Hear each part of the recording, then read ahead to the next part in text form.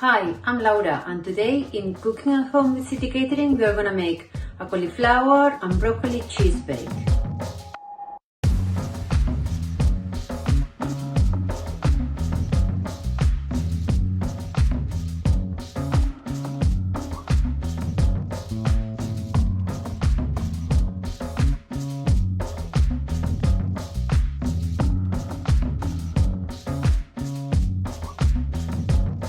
Now that we have our vegetables prepared, we have the cauliflower cut into florets, the broccoli cut into florets, and the chopped onion, then we can start cooking.